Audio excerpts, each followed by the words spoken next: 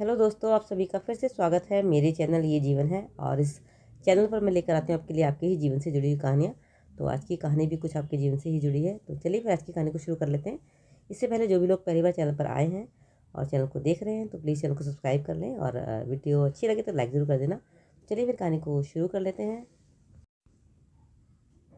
मेरे मामा हर रात मामी से मसाज करवा कर सोते थे।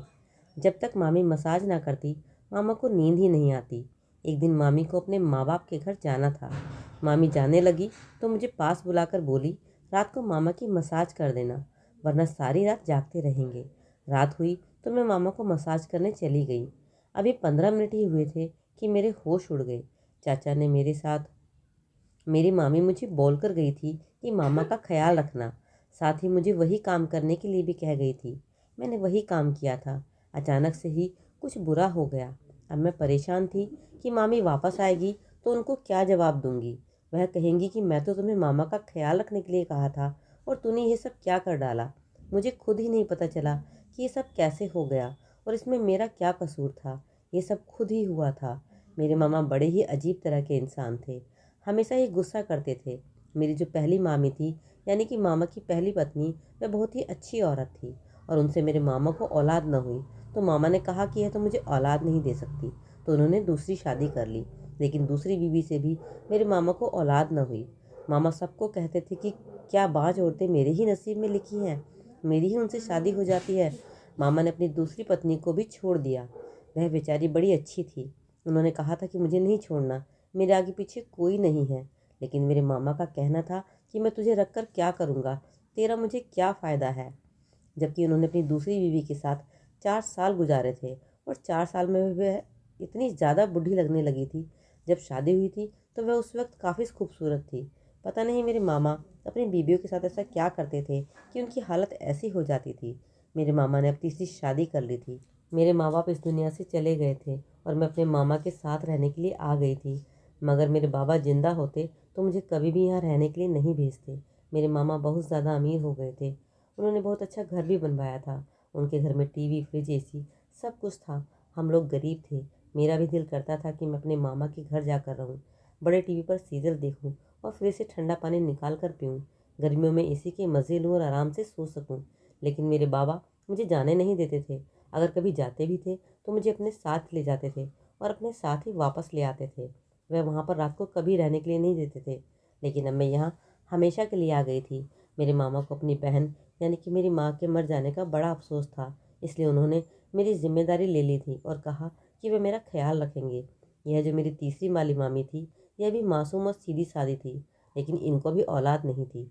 मामा कहते थे कि मेरे नसीब में सारी की सारी ऐसी औरतें आती हैं जो बच्चे पैदा ही नहीं कर सकती।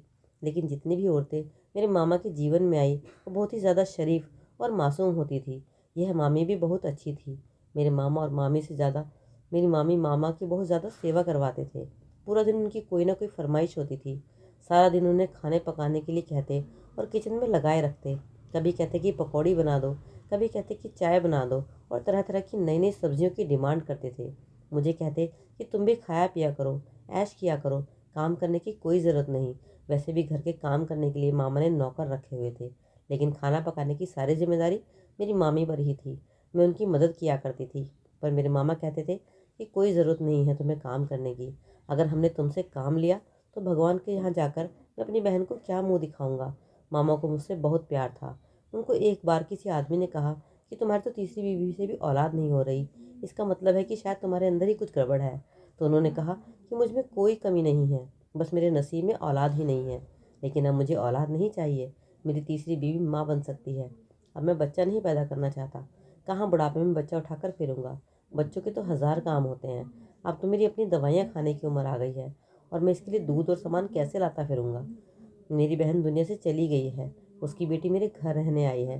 बस मैं उसी को अपनी बेटी बनाकर रखूँगा और मैं इसको विदा कर दूँगा। सारे अरमान उसकी शादी पर पूरे कर लूँगा। मैं ये बात सुन रही थी। मुझे बड़ी खुशी हुई। मैंने सोचा कि मेरे मामा तो बहुत अच्छे हैं, मेरा कितना ख्याल रखते हैं, मुझे अपनी बेटी बना लिया है। मेरे मामा मेरी मामी से बहुत ही ज़्यादा काम करवाते थे। रोज़ रात को उनसे मसाज भी करवाते थे, जबकि यह काम बड़ा मुश्किल होता था। मेरी मामी मामा के ऊपर खड़ी हो जाती और पैरों के साथ उनकी कमर और टांगों को दबाया करती थी। उनका इतना ज़्यादा वजन नहीं था, शायद मैं 45 किलो की होंगी। मामा 1-2 घंटे तक मामी से मसाज करवाते रहते। यहाँ तक कि जब मामी मसाज करती तो वह खुद थक जाती थी। मामा की एक बड़ी अजीब हरकत थी। वह कभी कभी मामी को कमरे से बाहर निकाल देते थे कि अकेले मुझे सोने की आदत है। वह खुद अपने कमरे में सोते और मामी को दूसरे कमरे में सोया करती थी। लेकिन कभी कभी मामा उनके कमरे में भी सो जाते थे। मेरे लिए अलग से कमरा था, वहाँ पर भी एसी लगा हुआ था। आराम की सारी चीज़ इस घर में थी। मैं बहुत खुश थी इस घर में। मेरी ज़िंदगी तो यहाँ पर ठीक थी, लेकिन मामा मेरी मामी को कहीं जाने भी नहीं देते थे। उनके अपने घर भी नहीं, उन्हें रात को भी अपने घर रुकने की नहीं देते थे। मेरी मामी कहती थी कि मैं तो बस यहाँ पर सेवा करने के लिए आई हूँ। अमीर इंसान है, इसके पास पैसे हैं, हम लोग गरीब थे। माँ बाप ने पैसा देखकर शादी कर दी, वरना मेरी तो यह पहली शादी है। मामी मुझे अपना दुख बताया करती थी, लेकिन मामा से बहुत ज़्यादा डरती थी। जैसे ही मामा के आने की आहट की आवाज़ आती तो मामी चुप हो जाती और मुझे बार बार कहती कि किसी को कुछ ना बताना कि मैंने तुमसे यह बात की थी। मैं भी कहती कि नहीं बताऊंगी, कि मुझे उनकी बातें किसी को क्या बता के करना था। मेरी मामी अच्छी थी और मामा भी। उनमें मुझे उन दोनों के साथ ही अच्छे तरीके से रहना था। मुझे एक दूसरे में फूट डालने की क्या ज़रूरत थी।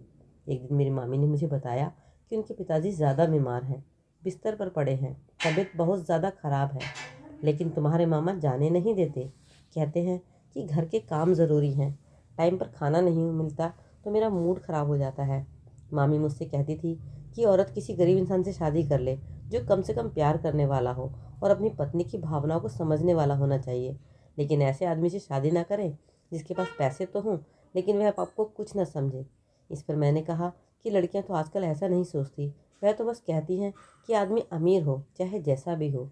मेरी मामी ने कहा कि हाँ, काश कि मुझे पहले पता होता कि ये सब कुछ होता है तो मैं तुम्हारे मामा से कभी शादी ना करती। मेरा तो दिल करता है कि सबको चिल्ला चिल्ला कर यह बताऊं कि कोई भी अमीर आदमी से शादी ना करे, और करे तो कम से कम ऐसे आदमी से करे जिसके अंदर थोड़ा बहुत इंसानियत हो। मेरी मामी बड़ी परेशान रहती थी। मैंने कहा कि मैं आपकी मदद करती हूँ, मैं मामा से बात करती हूँ। उन्होंने कहा कि नहीं नहीं, तुम बात नहीं करना, वरना वह कहेंगे कि मैंने तुम्हें कहा है। लेकिन मामी अंदर ही अंदर बड़ी परेशान थी और एक दिन रोना शुरू हो गई। मामा ने कहा कि क्या बात है, क्यों घर में रोना धोना फैलाया हुआ है। मुझे बिल्कुल अच्छा नहीं लगता कि घर की औरत बैठकर रोती रहे। जिस घर में औरत इस तरह बैठ के रोती है उस घर से लक्ष्मी चली जाती है। तुम क्या चाहती हो कि मेरी कमाई खराब हो जाए? जब मेरे पास पैसे ही नहीं होंगे सबसे पहले तुम ही मुझे छोड़कर जाओगी। मेरी मामी ने कहा कि मैं तो पिताजी से मिलना चाहती हूँ, पता नहीं कब फ़ोन आ जाए और पता चले कि वो इस दुनिया में नहीं है, आखिरी बार उनसे मिल भी ना पाऊँ। अगर ऐसा हुआ तो मैं ज़िंदगी भर आपको कभी माफ़ नहीं करूँगी। मेरे मामा को रहम आ गया और उन्होंने कहा कि ठीक है चली जाओ, लेकिन सिर्फ एक रात के लिए। शाम को जाओगी और अगली सुबह वापस आ जाओगी। मेरी मामी तो इस पर भी खुश हो गई। उन्होंने कहा कि ठीक है। मेरे मामा ने थोड़े से पैसे दिए और कहा कि उनके लिए कोई चीज़ भी ले जाना और मेरी तरफ से भी पूछ लेना। मामी ने कहा कि अगर आप भी साथ चलते। तो इतने में मामा एकदम से मामी पर गुस्सा हो गए और कहने लगे कि इतने नखरे दिखा रही हो, जाना है तो जाओ, नहीं तो यहीं वापस आने की कोई ज़रूरत भी नहीं है, वहीं पर बैठ जाना, मैं तुम्हें तलाक के पेपर भेज दूंगा। मेरी मामी तो डर गई। मैं मामा का रवैया देख रही थी जो बहुत ही गलत था। मामी ने उनके साथ हमेशा अच्छा किया, लेकिन मामा ने आज उनको ऐसी बात कह दी। उन्हें ऐसा नहीं कहना चाहिए था। उनका कसूर ही क्या था। वह कहने लगी कि दिल तो नहीं कर रहा कि जाऊं, लेकिन एक तरफ बाप है और एक तरफ मेरा घर, और बाप दुनिया से जाने वाला है। अगर बाप से ना मिली तो ज़िंदगी भर उनसे न मिलने का मलाल रहेगा, और यह बात जख्म बन के मेरे दिल में बैठ जाएगी और मुझे अंदर ही अंदर खा जाएगी। लेकिन अगर वहाँ से आने में देर हो गई तो तुम्हारे मामा मुझे तलाक दे देंगे। बस तुम पीछे से सब कुछ संभाल लेना, ऐसा मौका ना आने देना कि इसे मेरी याद आए। मैंने कहा कि फ़िक्र नहीं करो, मैं उनको टाइम पर सारी चीज़ दे दूँगी तो वह यह नहीं कहेंगे। मैं सारी चीज़ बहुत अच्छी तरह निभाऊँगी जो उनको बहुत पसंद आएगी। मामी ने मेरे सर पर हाथ रखा और कहा कि तुम बहुत अच्छी लड़की हो, मैं भी तुम्हें अपनी बेटी समझती हूँ और हमेशा समझूंगी। तुम मेरे सुख दुख समझती हो। और मामी वहाँ से चली गई। अगले दिन मैं सुबह सुबह उठ गई। पहले मैंने मामा को नाश्ता बना कर दिया, उसके बाद खाना बनाया। शाम को चाय के साथ भी काफ़ी सारी चीज़ें बनाई, लेकिन वह बिल्कुल भी खुश ना हुए। उन्होंने मेरी तारीफ़ भी नहीं की कि खाना अच्छा बनाया है या नहीं। शायद उन्हें औरतों की तारीफ़ करना अच्छा लगता ही नहीं था। यहाँ तक कि मामी भी बहुत अच्छा खाना बनाती थी, लेकिन उन्होंने कभी उनकी भी तारीफ नहीं की। खैर, मैंने इन सब बातों को दिमाग से निकाल दिया। रात हो चुकी थी। मामा जी ने मुझे कमरे से आवाज़ लगाई। मुझे याद आया कि मामी मुझे बोल कर गई थी कि मामा को बिना मसाज करे नींद नहीं आती और आज रात मुझे ही यह काम करना होगा। तो मैं तुरंत उनकी आवाज़ सुनकर कमरे में चली गई। कमरे में पहुंची तो मामा कहने लगे कि मेरी मसाज कर दो। तुम्हारी मामी होती है तो रोज़ वही मेरी मसाज करती है और बिना मसाज के मुझे नींद ही नहीं आती, और वह तो सवेरे आएगी। मैंने कहा कि ठीक है मामा जी, मैं यह काम कर दूंगी, और मैंने मामा की मसाज करनी शुरू कर दी। मामा कहने लगे मेरी मसाज में 2-2 घंटे लग जाते हैं, तभी मुझे नींद आती है। मैंने सोचा आज तो मेरी छुट्टी नहीं होने वाली है। मैं यही सब सोच रही थी। अभी मसाज करते करते मुझे 20 ही मिनट हो पाए थे और मामा जी की आवाज़ आनी बंद हो गई। कुछ समय पहले तो वह मुझसे बातें भी कर रहे थे और टीवी पर न्यूज़ भी देख रहे थे। मैंने सोचा शायद मामा जी सो गए, अब मैं अपने कमरे में चली जाती हूँ। मैंने सोचा मामी तो कहती थी 2-2 घंटे मसाज करते हैं, लेकिन मामा को तो 20 मिनट में ही नींद आ गई। मैं खुश हो रही थी कि मुझे जल्दी ही छुट्टी मिल गई और मैं अपने कमरे में चली गई। तभी मामी के घर से फ़ोन आया और फ़ोन पर उन्होंने मुझे खबर सुनाई कि उनके पिताजी का देहांत हो गया है। वह कहने लगी तुम तुरंत अपने मामा को लेकर यहाँ पर आ जाओ। और मामा का जाना बहुत ज़रूरी भी था, क्योंकि बात बहुत बड़ी थी। उनके ससुर का देहांत जो हो गया था। मैं मामा के कमरे में गई और मामा को जगाने लगी। मैंने काफ़ी आवाज़ें दी, लेकिन वह नहीं उठे। फिर मैंने उनके कंधे पर हाथ लगाकर उन्हें उठाने की कोशिश की, लेकिन उनके चेहरे को देखकर न जाने मुझे क्यों अजीब महसूस होने लगा। मुझे ऐसा लगा जैसे मामा इस दुनिया में ही नहीं है। मैं घबरा गई। मुझे कुछ समझ ही नहीं आ रहा था। मैं भागकर साथ वाली आंटी के घर चली गई और उनसे उनसे हमारे अच्छे मेल मिलाप थे। उनके बच्चे भी घर आया जाया करते थे। मैंने अपनी आंटी से कहा कि आकर देखें मेरे मामा जाग नहीं रहे हैं। मैंने उन्हें सारी बात बता दी। वह भी मेरी बात सुनकर घबरा सी गई थी। उनके घर पर उनको कोई रिश्तेदार आए हुए थे। उन्होंने उसे साथ लिया और हमारे घर आ गई। उन्होंने देखते ही कहा तुम्हारे मामा तो इस दुनिया में ही नहीं रहे। ये सब सुनकर और देखकर तो जैसे मैं हैरान सी रह गई। मेरी आंखें फटी रह गई। मेरे मुंह से कुछ ना निकला। इतने में आंटी ने कहा कि इन्हें क्या हुआ, इन्हें तुमने रात को क्या खिलाया था। मैंने कहा मैंने तो ऐसा कुछ भी नहीं खिलाया। मैंने तो इन्हें अच्छी तरह घर का खाना बनाकर खिलाया था। उसके बाद उनकी मसाज की थी और मुझे लगा सो गए हैं। उसके बाद तुरंत मैंने मामी को भी फ़ोन मिलाया। मामी सुनकर एकदम से घबरा गई। एक तरफ उनके बाप का देहांत हो गया था और दूसरी तरफ पति भी चल बसा था। वह तो जैसे गुमसुम सी हो गई थी। एक तरफ उनके बाप की लाश पड़ी थी और दूसरी तरफ पति की। मामी तुरंत लौटकर जितनी जल्दी हो सका घर वापस आ गई। मामा को हार्ट अटैक आया था। जैसे तैसे उनका अंतिम संस्कार कर दिया गया और अब मामा को गए 10 दिन हो चुके थे। मामा की सारी जायदाद और सारा पैसा अब मामी के नाम हो चुका था। अब इस घर में मैं और मामी रहने लगे। मेरी मामी कभी भी अपने पति का जिक्र नहीं करती थी, न ही उन्हें याद किया करती थी, और करती भी कैसे। उन्होंने उन्हें तंग भी बहुत किया था। मेरे मामा की एक बहन भी थी, उसका भी दुनिया में कोई नहीं था, इसलिए वह भी हमारे साथ आकर रहने लगी। वह मेरी हम उम्र थी, इसलिए मेरा भी दिल लग गया। अब मामी कहने लगी कि मैं तुम दोनों को बहुत अच्छे से संभालूंगी और तुम्हारी शादी बहुत अच्छे घर में करूंगी, लेकिन किसी पैसे वाले या दौलतमंद को देखकर नहीं।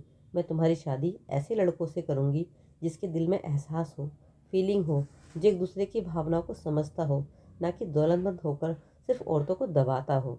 मामी ने मुझे एक और बात बताई कि कमी हम तीनों औरतों में नहीं थी, बल्कि तुम्हारे मामा में ही थी। वह कभी बाप नहीं बन सकते थे, लेकिन उन्होंने ये बात कभी किसी के सामने जाहिर नहीं होने दी, बल्कि हम पर ही जुल्म करते रहे। एक बात देखी जाए तो उनकी अच्छी मौत मिली, नहीं तो ऐसे आदमियों का तो बहुत बुरा होता है। उन्हें तो सोते सोते ही नींद में मौत आ गई थी। न जाने भगवान ने उन्हें थोड़ी सी जो उन्होंने नेकी की होगी उसका फल दिया। लेकिन अब तुम दोनों के साथ मैं ये नहीं होने दूंगी। तुम्हारी शादी एक बहुत ही अच्छे घर में और बहुत ही खुशहाल परिवार में करूंगी, ताकि तुम्हें वह सब मिल सके जो मुझे मेरे पति से नहीं मिला। अब हम सब मिलकर खुशी से रहते हैं। तो दोस्तों, आपको ये कहानी कैसी लगी ज़रूर बताइएगा। कमेंट सेक्शन में अपनी राय भी बताइएगा कि क्या आप इसने कहानी से आपने शिक्षा ली। तो चलिए फिर मिलते हैं अगली कहानी में। तब तक के लिए अपना ख्याल रखें। Take care, bye bye.